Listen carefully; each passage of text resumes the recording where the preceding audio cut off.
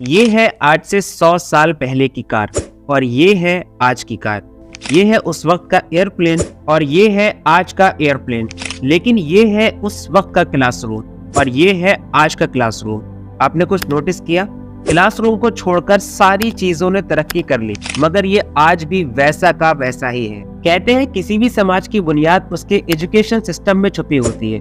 Education system बच्चों का mindset develop करता है और यही बच्चे आगे जाकर सोसाइटी और कंट्री की प्रोग्रेस को लीड करते हैं। लेकिन अगर आप एक बार ये बात जान गए कि कैसे यही एजुकेशन सिस्टम इन बच्चों के दिमाग में जहर बो रहा है और उनकी पोटेंशियल और क्रिएटिविटी को मार रहा है, तो आपको ये पता करने में देर नहीं लगेगी कि असल में ये सारा सिस्टम कुछ लोगों को फायदा पहुंचाने के लिए बनाया गया था। वही लोग इस सिस्टम को कंट्रोल करते हैं और आपके बच्चे क्या पढ़ेंगे ये वही लोग डिसाइड करते हैं। दुनिया के सभी कॉलेजेस, स्कूल्स और यूनिवर्सिटीज के अरबों स्टूडेंट्स और टीचर इस सिस्टम के करप्शन का शिकार है। अब सवाल ये है कि वो कौन लोग हैं जिन्होंने इस सिस्टम को बनाया है और जो इस सिस्टम से फायदा उठा रहे हैं। इस बात का जवाब ढूंढने के लिए आपको जाना पड़ेगा टाइम में काफी पीछे। मिलिए इस आदमी से। ये है जॉन डी रॉकफेलर, 19वीं सदी के अमेरिका के सबसे बड़े बिजनेस टाइकून। इन्होंने पेट्रोलियम और दूसरी इंडस्ट्रीज में काफी इन्वेस्टमेंट कर रखा था, पर दिक्कत ये थी कि उस वक्त इनके पास ऐसी लेबर नहीं थी जो इन मशीनों को समझ पाए और इसके लिए इन्हें दूसरी कंट्रीज से वर्कर्स मंगाने पड़ते थे। ये वो जमाना था जब अक्सर अमेरिकी खेतीबाड़ी करते थे और अपने बच्चों को घर पर ही पढ़ाते थे या ज्यादा से ज्यादा चर्च स्कूल्स में भेज दिया करते थे। अब रॉकफेलर को पता था कि अगर उसे फ्यूचर वर्कर्स चाहिए तो उन्हें इन बच्चों को चर्च स्कूल से निकाल करके कॉन्वेंट स्कूल में डालना पड़ेगा।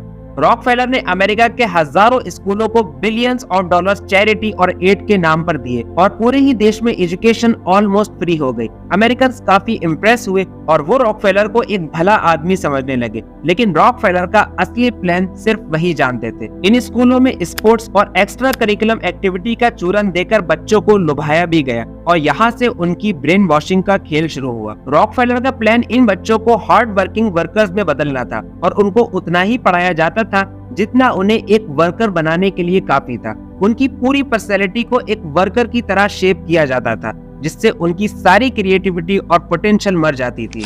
और इसके नतीजे में कुछ ही साल के बाद उनको ऐसे वर्कर्स मिलना शुरू हो गए जिनके खून में बॉस की डांट सुनना और सीनियर्स का कहना मानना शामिल था और जो दिन में 10 घंटे बिना सर उठाए काम कर सकते थे। सिर्फ रॉकफेलर ही नहीं बल्कि अमेरिका के हजारों ऐसे लोग थे जिन्होंने इस एजुकेशन सिस्टम को गोद लिया और इसमें जमकर चैरिटी और डोनेशन के नाम पर इन्वेस्टमेंट किया। अगर आपको याद हो तो ये वही खेल है जो ब्रिटिशर्स ने इंडिया में खेला था। उन्होंने सूट बूट में लिपटे हुए और फर्राटेदार अंग्रेजी बोलने वाले गुलाम तैयार किए और यहीं से ये एजुकेशन सिस्टम पला बढ़ा। लेकिन असल में इसका जन्म जर्मनी में हुआ था। जब पर्शियन एम्पायर ने पोलैंड पर हमला करके उसे जीत लिया तो उन्हें एक नई मुसीबत का सामना करना पड़ा और वो ये थी कि ज्यादातर पोलिश लोग उनके खिलाफ थे और उन्हें अपना दुश्मन मानते थे। पर्शियंस को पता था कि वो बड़े बूढ़े लोगों को तो कन्विंस नहीं कर सकते, लेकिन आने वाली जनरेशन को जरूर काबू में कर सकते हैं और इसके लिए उन्होंने 8 इयर्स स्कूल प्रोग्राम बनाया और सारे पोलिश बच्चों को इस स्कूल प्रोग्राम में पढ़ना नेसेसरी कर दिया। जब ये बच्चे 8 साल बाद इस स्कूल से पढ़कर निकले तो वो अपनी पोलैंड की आइडेंटिटी पूरी तरीके से भूल चुके थे और उनके दिमाग पर्शियंस के कंट्रोल में थे। बेसिकली इन 8 सालों में उन बच्चों को ये सिखाया गया कि कैसे ऑर्डर्स लेने हैं, कैसे अथॉरिटीज की इज्जत करनी है, वगैरह वगैरह। और साथ ही साथ उनके दिमाग में स्टेट का इतना डर बिठा दिया गया कि इन करोड़ों की पोलैंड की पॉपुलेशन को कंट्रोल करने के लिए किसी भी तरीके की आर्मी और पुलिस की जरूरत ही नहीं थी। अमेरिकन सिविल वॉर के बाद भी कई अमेरिकी पॉलिटिशियंस ने इस बात पर गौर करना शुरू कर दिया कि ऐसा कौन सा एजुकेशन सिस्टम अमेरिका में लागू किया जाए जो लोगों को गवर्नमेंट के खिलाफ खड़े होने से रोके। पूरी दुनिया में घूमने के बाद आखिरकार उन्हें पर्शियन स्टाइल एजुकेशन सिस्टम सबसे ज्यादा पसंद आया।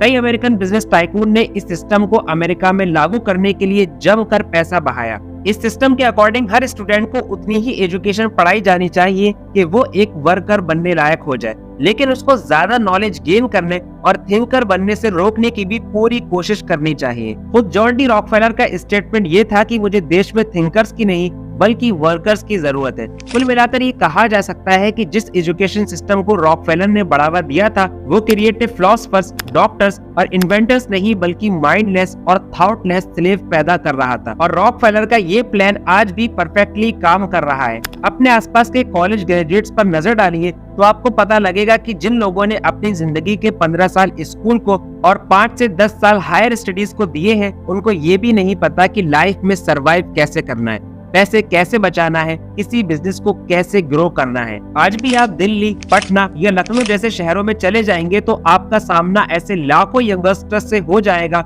जिन्होंने सिर्फ एक गवर्नमेंट जॉब के लिए अपने फैमिली बिजनेस और जमीन जायदाद को दांव पर लगा रखा है।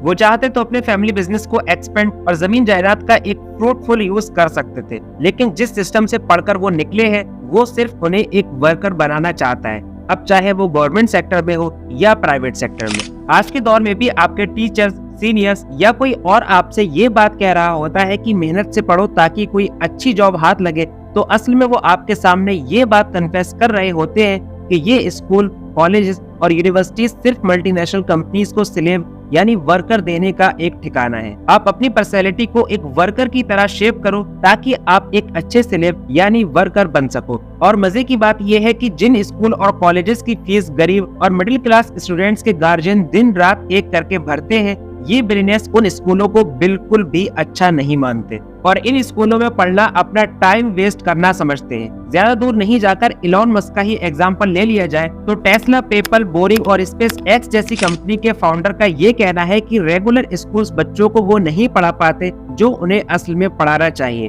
इसलिए उन्होंने अपने 5 बच्चों के लिए एड एस्ट्रा नाम का एक अलग स्कूल खोला है। इसमें स्पेस एक्स के कुछ और एम्प्लॉइज के बच्चे भी पढ़ते हैं। कुल मिलाकर इस स्कूल में अभी सिर्फ 14 बच्चे हैं। मजे की बात यह है कि इस स्कूल में ग्रेड सिस्टम जैसा कुछ भी नहीं है। इस स्कूल को खोलते वक्त इलॉन मस्क ने ये कहा था कि टीचिंग किसी भी बच्चे की स्ट्रॉन्ग फील्ड पर होना चाहिए और टीचर्स को सिलेबस और फॉर्मूलाज रटाने की बजाय बच्चों को प्रॉब्लम सॉल्विंग मेथड से पढ़ाना चाहिए। वैसे आप इस ट्रेडिशनल एजुकेशन सिस्टम के बारे में क्या सोचते हैं, हमें कमेंट सेक्शन में जरूर बताइए। चलिए अब इस वीडियो को यही खत्म करते हैं, इस उम्मीद के साथ कि वीडियो आपको पसंद आई होगी। आप देख रहे हैं एनलाइटेन लड़का, uncover the past, explore the present and dive into future.